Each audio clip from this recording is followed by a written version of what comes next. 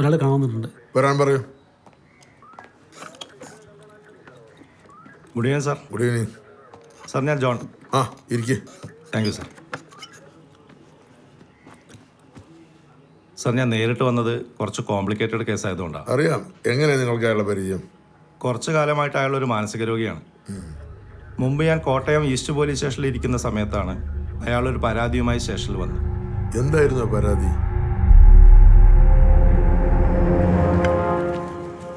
സാധുവേ. ആ അച്ഛേ, എന്താണ് കാണാനില്ലല്ലോ. എന്തൊക്കെയുണ്ട്? നല്ല തന്നെ. എടാ ഒരു സർവത്തെടുത്തി ഐസിലുണ്ട് കേട്ടാ. ഓ ഞാനിപ്പോൾ പുറത്തോട്ടൊന്നും ഇറങ്ങാറില്ലടോ. എന്നായെങ്കിലും ആവശ്യമുണ്ടെങ്കിൽ അവളങ്ങ് പുറത്തോട്ട് പോകും. ഞാൻ അച്ഛനെ ഒന്ന് കാണാതിരിക്കായിരുന്നു. എന്നാടോ പോയി? ഞാൻ പറഞ്ഞിട്ട് അച്ഛൻ വീട്ടിൽ ചെന്ന് പ്രശ്നമൊന്നും ഉണ്ടാക്കരുത്. കുറച്ച് ദിവസമായി ക്രിസ്ത്യൻ 2 പെൺപിള്ളേരൂടെ കാണുന്നുണ്ട്. അവരെന്തൊക്കെയോ അങ്ങോട്ടും ഇങ്ങോട്ടും കൊടുക്കുകയും വാങ്ങുകയൊക്കെ ചെയ്യുന്നുണ്ട്. അതത്ര വലിയ പന്തിയായിട്ട് തോന്നുന്നില്ല. എടാ അതൊക്കെ പുതിയ കാലത്തെ പിള്ളേരല്ലേ. നമ്മൾ ഈ പഴയ കാലത്ത് നിന്ന് ചിന്തിക്കുന്നതുകൊണ്ടാണ് ഈ സംശയമൊക്കെ. ആ എന്തായാലും നമ്മുടെ ക്രിസ്ത്യൻ അച്ഛയോ അച്ഛൻ ചെറുക്കനൊന്ന് ശ്രദ്ധിച്ചേക്ക്.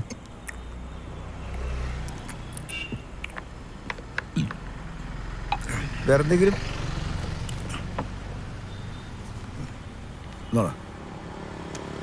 ബാക്കി വേണ്ട വെച്ചോ.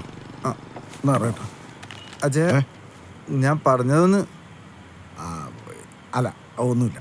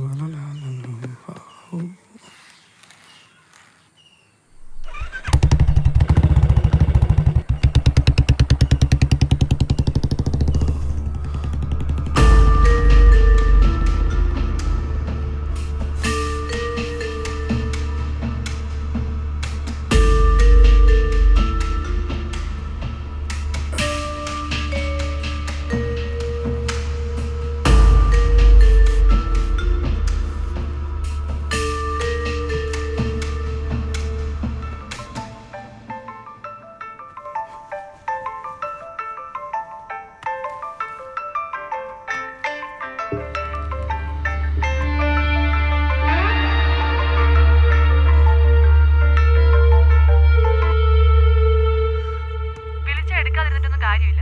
2 ദിവസത്തിനുള്ളിൽ ഇതുവരെയുള്ള ക്യാഷ് മുഴുവനും തന്നു നിർത്തണം. അല്ലെങ്കിൽ നിനക്ക് അറിയാലോ എന്നെ, കുടുംബത്തോടെ നശിപ്പിക്കും ഞാൻ.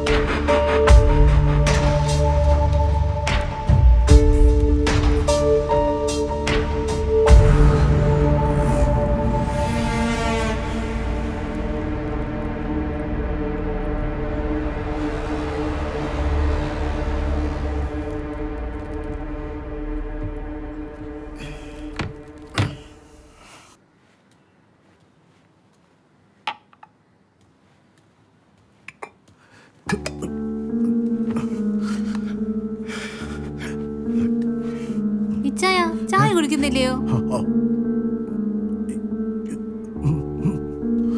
ഇതെന്നാ പറ്റിയേ?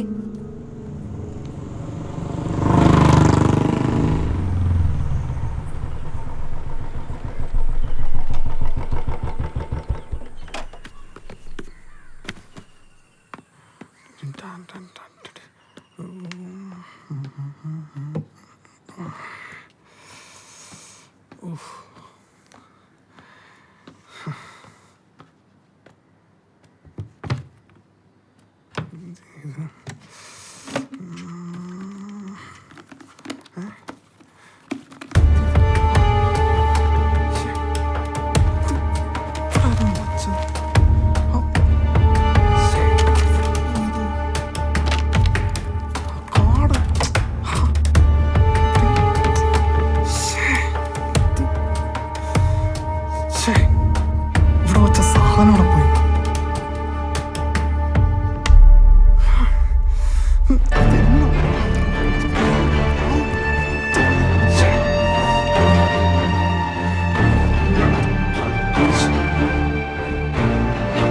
അമ്മേ അമ്മേ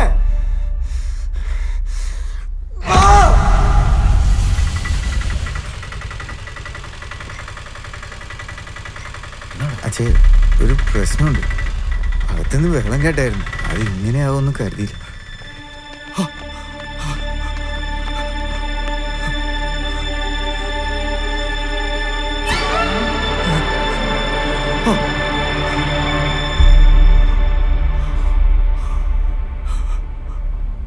ക്രിസ്റ്റി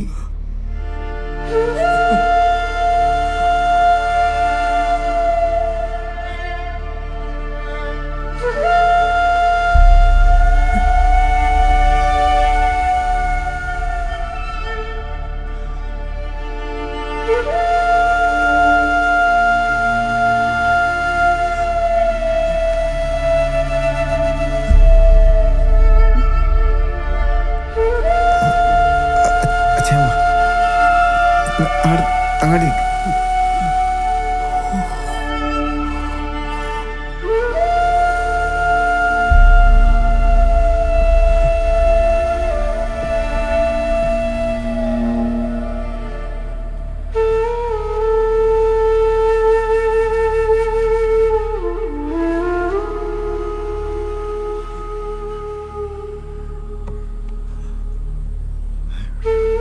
നീ എന്താ അച്ഛാ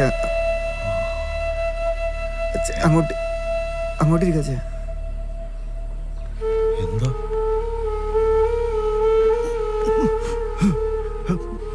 അച്ഛാ എനിക്ക് അങ്ങോട്ടിരിക്ക് അച്ഛാ. ഇവിടെ ഇരി. എന്നാലും നമ്മുടെ ക്രിസ്റ്റി ഇത് ചെയ്തല്ലോ അച്ചായ.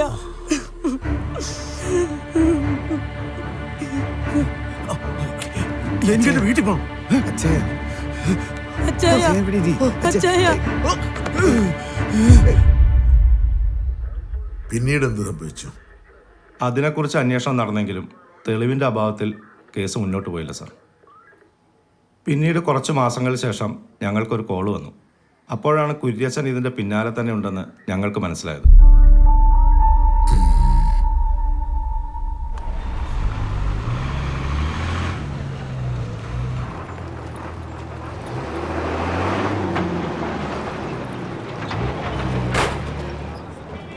ഇനി ലേറ്റ് ആവും. എന്താ ചെയ്യുന്നേ? അവരെ കാണുന്നില്ലല്ലോ.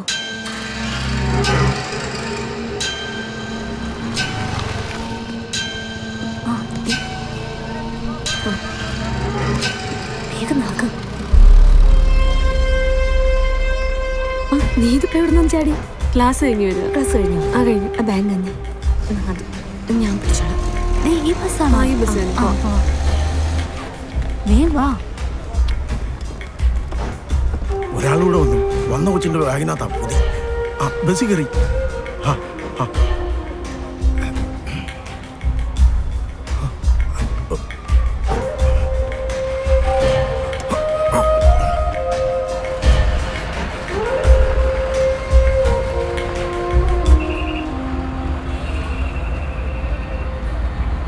നീ ടിക്കറ്റ് എടുത്തോ? എന്താ ടിക്കറ്റ് എടുക്കുമോ? മുൻചങ്ങനാശ്ശേരി. ഇത് ഏതാ സ്ഥലം? കോട്ടയം തന്നെയാണോ? ഇതേത് സ്ഥലം? ഇത് കൊള്ളാട്ടോ. എന്നാ നമുക്ക് ടിക്കറ്റ് പ്ലാൻ ചെയ്യാം. കിട്ടിയോ?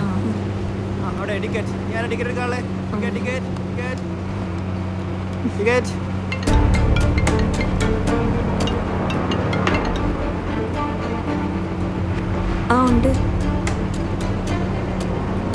ആ എന്താടാ? ഓക്കെ ഞങ്ങളിപ്പോൾ ഇറങ്ങാം. ശരി ശരി. ആരാ വിളിച്ചേ? എടാ ഇവിടെ ഇരിക്കുന്ന സീന എന്താ പണി വരുന്നുണ്ട്. സ്പെഷ്യൽ സ്ക്വാഡ് എപ്പോൾ വേണമെങ്കിലും ഇവിടെ കയറി വരാം. നമുക്കിറങ്ങാം. നീ എനിക്ക് ചേട്ടാ ചേട്ടാ ആളിറങ്ങണം. എന്ത് പറ്റി? അതൊക്കെ പറയാം. വേഗം വാ. ഇറങ്ങ്. ബാഗ് എടുക്ക്. വേഗം ഇറങ്ങ്. വാ, വാ. ഇത് ബാഗ്.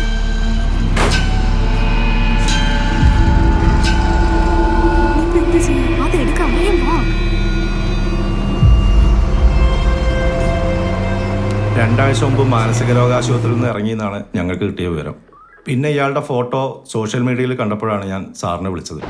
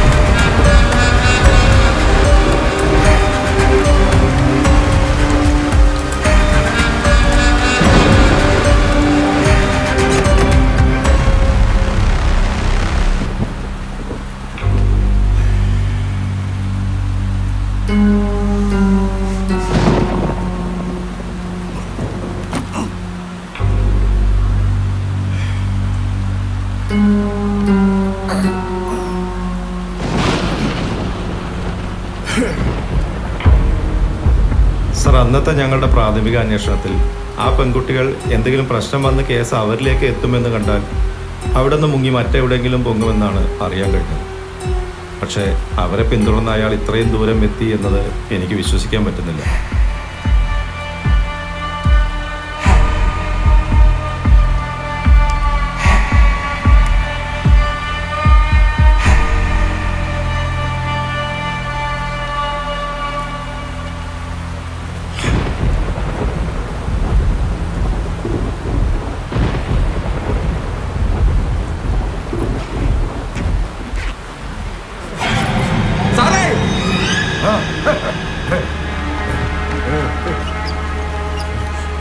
എന്താണോ സാറേ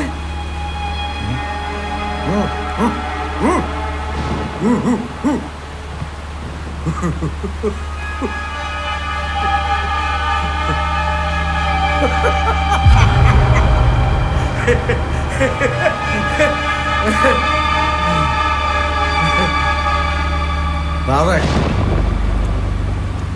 ഞാൻ കുഴിയച്ചൻ. അവളുമാരെ തട്ടിയിട്ട് എനിക്ക് ഭയങ്കര സന്തോഷമാണ് സാറേ.